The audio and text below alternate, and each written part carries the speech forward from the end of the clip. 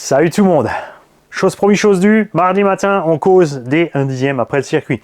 Donc celle-là, vous la connaissez bien, on a fait toute l'expérience indoor avec. Et vous avez vu que c'est rigolo un peu pour moi, mais il n'y a pas mieux que dehors. Rien à faire. Donc la Fronti FT1S avec son combo Arsu 3S, ce coup-ci pour rouler dehors.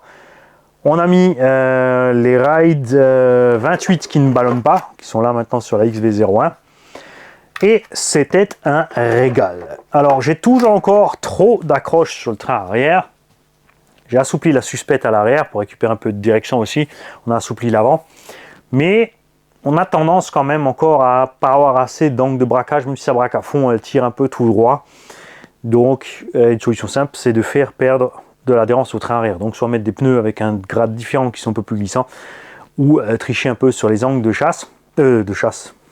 Salut Bessou. Les angles de carrossage pour lui faire perdre un petit peu plus facilement le train arrière, ou les angles de suspension, etc. Donc très facile à faire. On fait juste glisser un petit peu plus l'arrière. Tu vas me dire, mais pourquoi faire glisser plus l'arrière? Parce que c'est une traction, c'est pas grave si le cul glisse, au moment où tu mets gaz, elle va là où le train avant veut aller. Donc c'est pas un problème. C'était vraiment sympa à rouler. Cette machine va donc être nettoyée, d'accord? Alors ça, attends, bouge pas, ça c'est les clips de la table. Je les ai mis là, hop. On va donc bien sûr nettoyer cette caisse. Et elle sera à vendre. Donc si tu es intéressé, tu me mails. Elle sera bien sûr toute nettoyée et propre. Ça c'est juste du pollen et de la poussière du circuit, rien d'autre, d'accord? On a un Quick Run 120 ampères 3S dessus. On a un moteur 13 tours 5 en 2S indoor, c'est cool. Ouais, même encore grimper l'étagement, là je suis resté vraiment cool sur l'étagement. Quelqu'un qui va aller plus vite mettra très certainement la couronne plus petite, hein, ou un pignon encore plus gros. Là en 3S sur le circuit extérieur, franchement super sympa. L'avantage de faire ça, parce que plein vont dire oui, tu pouvais mettre un 9 tours 5 ou un 7 tours 5 en 2S parce qu'on ça ira aussi vite qu'en 3S, c'est vrai. La différence, c'est que donc ceux qui roulent avec moi, donc Guillaume et Chris, roulent avec des moteurs avec moins de tours, avec 2S, et ben, ils chauffent 2 fois plus. Quand j'ai fini de rouler en 3S, au bout de 20 minutes, je pouvais mettre les mains sur le moteur, aucun problème. La batterie, pareil, hein, on a pris une batterie pas terrible, hein, c'est une Connect 3006 en 3S, génial. Ne vous en faites pas, ça ne tient pas, c'est ce qui tient juste les clips pour ne pas les paumer. Donc, elle est prête, elle tient le pavé, elle sera nettoyée et je vais te faire un prix de vente cool. Le châssis à poil coûte dans les 150 €. Ensuite, il faut prévoir l'électronique, le machin, le bidule. On a dit on arrive vite à 300. Donc moi, je vous la propose, cette caisse, si quelqu'un est intéressé, à 200 €. Équipée, ok? Pour la radio, je peux te mettre une Radio Link avec une Dumbo RC. Donc avec les frais de port, compte 220 €, frais de port compris, avec assurance par Mondial Relais. Et tu auras un véhicule complet avec la batterie. Si tu n'as rien du tout, tu es débutant, tu veux te lancer piste, indoor-outdoor, puisqu'elle fait les deux, c'est ce qui est génial. Je te mettrai un petit chargeur automatique avec au moins, comme ça tu auras un pack complet. Peut-être commencer en 2S, hein. On verra. Donc à discuter. Vous me mailez sur rcgarage68@gmail.com. Je vais te mettre de côté aussi. Je vais commencer à les empiler là. Ouais, là j'ai mis ma petite collection de jantes blanches. T'inquiète, ça va falloir patienter demain. En 1/7, on va causer de ce jeu de roue là. C'est un abonné qui m'a envoyé le lien. Merci à toi. C'était super génial parce que pas sûr que je sois tombé dessus à ce moment-là ou en farfouinant ou machin. Je vais peut-être même pas spécialement chercher ça. Donc c'est vraiment super méga sympa à toi. Oui, j'ai oublié son nom parce que je reçois, je le rappelle, certains s'en rendent pas compte. Hein. Il y a certains qui croient que le pauvre RMT il se fait harceler. Mais il a peut-être une 50aine de messages par jour. Je reçois des centaines de mails, plus des centaines de commentaires tous les jours auxquels je réponds à tous, d'accord? Et ce qu'on va faire, j'en ai discuté avec un autre abonné, je vais commencer à faire des copies d'écran et garder tous les commentaires débiles de côté. Si vous croyez que l'autre se fait harceler, il y a une différence entre pas encaisser et se faire harceler. Et Et on fera peut-être une vidéo annuelle des meilleurs commentaires les plus débiles. Bien sûr, on laissera les pseudos avec. Il y aura évidemment une dizaine de ces pseudos qui seront de RC Crawler Family. Hein, je veux dire, voilà. Et vous croyez qu'il y a que moi qui dis ça? Non, non, non, vous en faites pas. On est plusieurs chaînes à avoir constaté ce petit manège. Et tout mène à lui. Donc, hein, il y en a encore un autre qui aura un problème de vérité dans pas longtemps. Donc, j'en étais où? Donc, avec tous les commentaires, moi je m'y perds. Et les mails. La XV01 Tamiya. Alors, ça, c'est un régal à rouler. 4x4 avec le moteur sur l'avant. On est ici en config rallye. Hein. La caisse est réglée, regarde, hyper souple. Regarde ça. Elle perd la moitié de la hauteur quand je la pose. J'ai pas mis de bride dans les suspensions ni rien. On est hyper souple. Les amortos sont debout. Et là, j'ai envie de retourner au circuit avec les amortos couchés, avec les suspensions bridées. On a fait le premier test avec les rides qui ballonnent.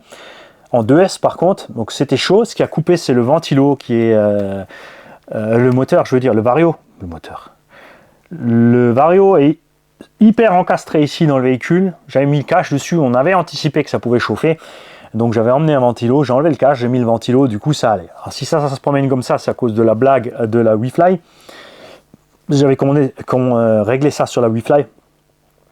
Et en plus, ça tombait quand même bien parce qu'on voulait faire un essai encore avec la radio de l'Arlarlo. Vous allez voir pourquoi quand je vais causer de l'Arlarlo, d'accord? Donc cette caisse est un régal, elle est silencieuse, elle est économique en jus. J'ai un...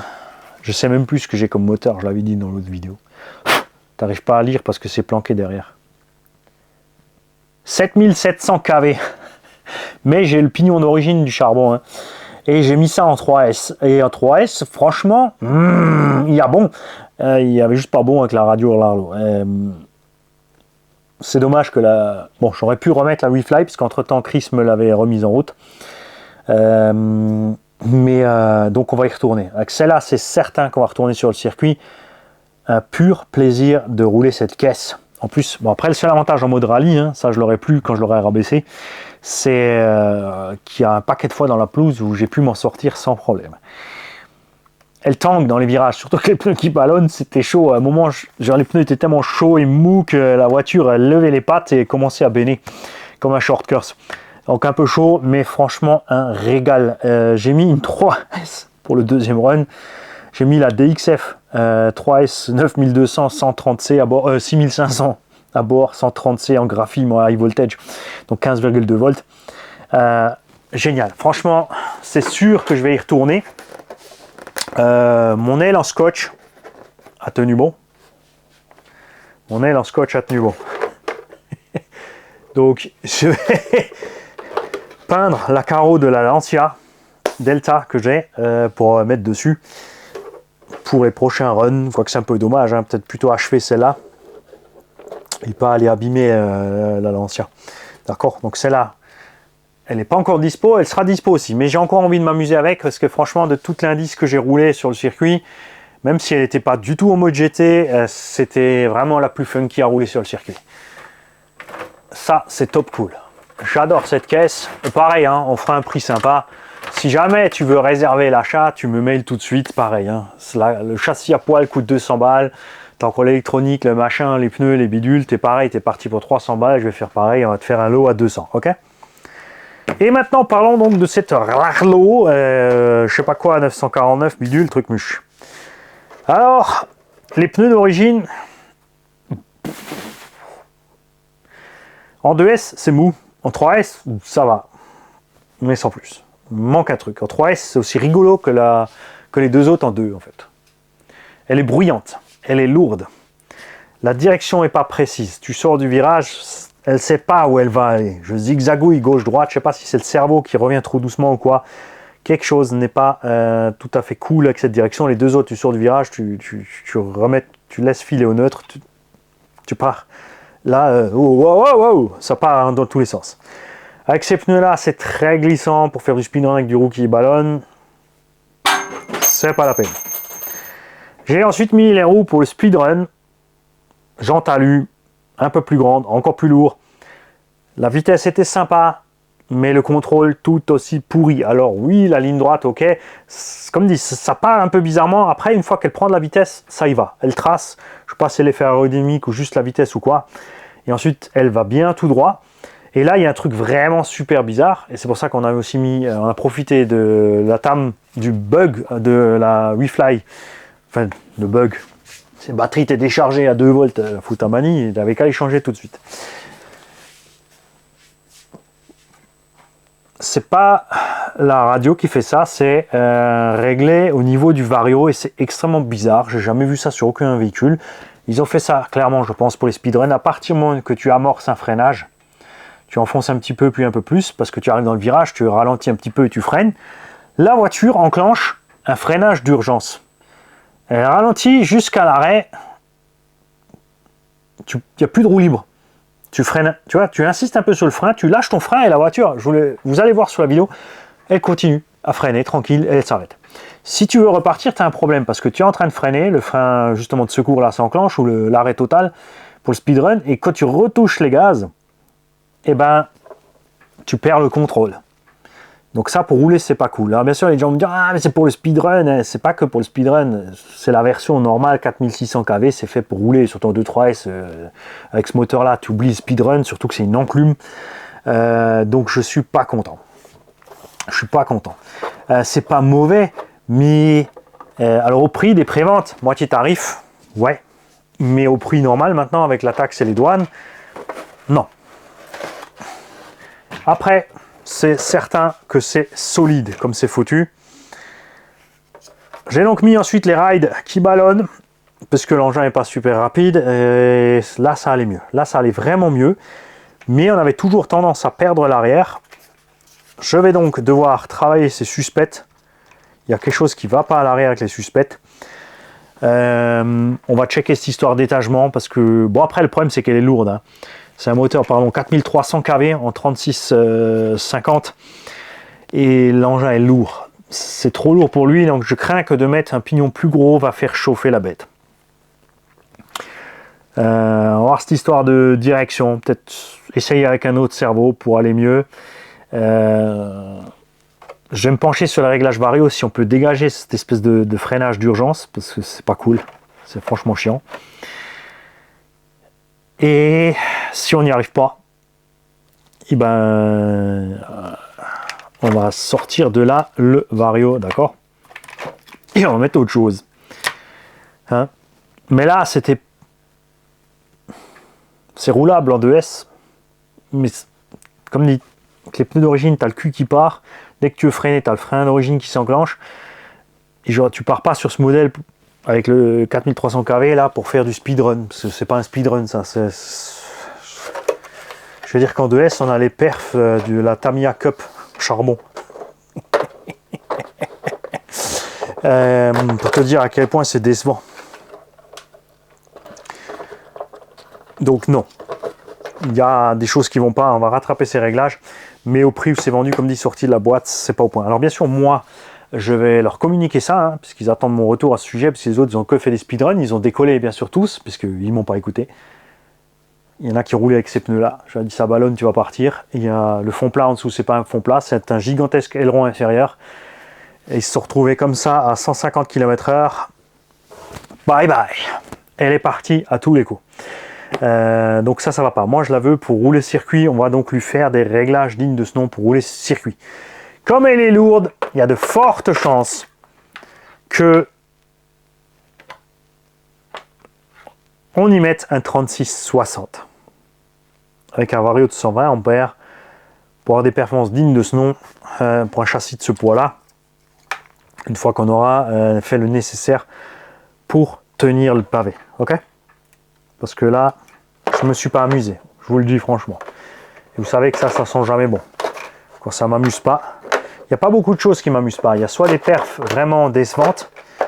Alors, bien sûr, si c'est un engin à 100 balles, entre le coût, la qualité, le roulage et l'amusement, j'en attendrai de loin pas autant qu'un engin à 350-400 balles.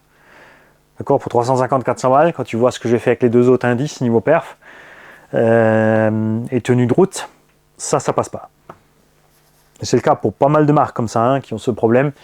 Tu achètes une caisse et finalement, il faut faire ci, il faut faire ça, il faut faire ça, et ton budget, il grimpe, il grimpe, il grimpe, et après, tu as un problème entre le budget, la solidité, les performances, et donc la cote d'amusement, on va appeler ça comme ça sur le garage, la cote d'amusement, tu vois, entre fiabilité, solidité, prix des pièces, prix du véhicule, performance, il faut que, pour moi, il y a une certaine corrélation pour que ce soit sympa.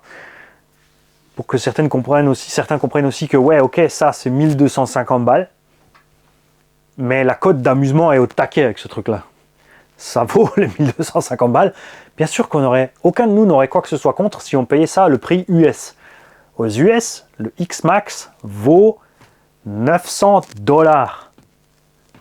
Ça fait 900 €, pas 1250. D'accord? Un Summit, ça vaut 450 $. Pas... Bon, là, entre-temps, il est descendu chez nous aussi à 550. Mais à un moment, il te le vendait 650. Les Slash sont dans les 300 $. Donc, le prix des Arma, le prix des Lositen, le prix des Timasso. Chez nous, il vaut 450, 500. Ça, c'est un peu pénible pour nous. Donc, évidemment, la cote d'amusement de certains véhicules, elle a un problème. Donc là, on n'a pas une bonne cote. Tamiya XV01, là, on a une bonne cote, mais pas en charbon. Prends un combo Robitronic, franchement, Colzi, le 4600 kV dedans en 2S, tu vas être bien. Tu n'es pas obligé de faire l'extrême comme Mani en 7700 kV. Si je trouve les réglages pour dézinguer le frein auto de là, très probable que j'utilise le combo de cette Larlo dans la XV01, parce qu'on sera pas mal, bon, avec un pignon un peu plus gros, pour pouvoir rouler en 3S avec une autonomie de dingo, avec des perfs sympas. Comme ça fera vraiment un package cool à 200 balles. Enfin, moi, ça me plairait bien. Et celle-là, d'y mettre quand même quelque chose d'un peu plus... Tu vois, j'y mettrai pas le Castle 7700 parce que c'est une enclume. Quand c'est lourd, il faut du couple, il faut laisser tomber les KV. Et monter les S. Je ne veux pas m'amuser à mettre un combo 4S dedans non plus. Je ne veux pas que le débutant ou le gagnant de la machine se plante avec. On verra encore comment on fait le jeu. Si je la suréquipe en 4S, peut-être qu'on fera un jeu limité à ceux qui savent. Donc il faudra peut-être me faire une vidéo de vous en train de rouler un véhicule puissant et balèze pour que je sache qu'effectivement ça va aller. Non, ça sera trop compliqué à faire. On verra ça. En tout cas, pour l'instant, sorti de la boîte, je suis déçu parce que le buggy à Moril, le 1/12e là, le bleu blanc rouge, il s'en sort tellement bien. Si le buggy n'était pas encore parti vers sa gagnante, j'aurais mis les deux sur le circuit et avec le buggy, je te promets que j'aurais mis une rincée à cette caisse. Et ça, c'est dommage. Et je ne veux pas savoir que speedrun truc mouche. D'accord? Donc là, il va falloir y bosser et surtout le son. Le son est absolument atroce. C'est horrible le raffut qu'elle fait à basse vitesse. À haute vitesse, ça va, mais à basse vitesse, c'est pas cool. Surtout que moi, je venais de rouler la XV01. Elle fait... Et ça, c'est le pied. Les kikis, je vous souhaite un bon mardi. Faites attention à vous. Soyez vigilants. Laissez tomber vos téléphones en déplacement, que vous soyez à pied. Dernièrement, j'ai vu un gamin, un vélo. Il arrivait face à moi avec un téléphone. Moi, j'arrivais en vélo de l'autre sens. Il a pris un virage. Il m'a vu, il s'est surpris. Il a tiré un peu à gauche. Il s'est ramassé un poteau. Il est rentré frontal dans le poteau, le gamin, parce qu'il était au téléphone à vélo. Je lui ai bien sûr d'abord demandé si ça va. Il m'a dit ouais, ça va. Je lui ai dit t'es peut-être pas con, mais t'as l'air d'un con là. Et il m'a dit oui, monsieur. J'étais pas censé dire oui.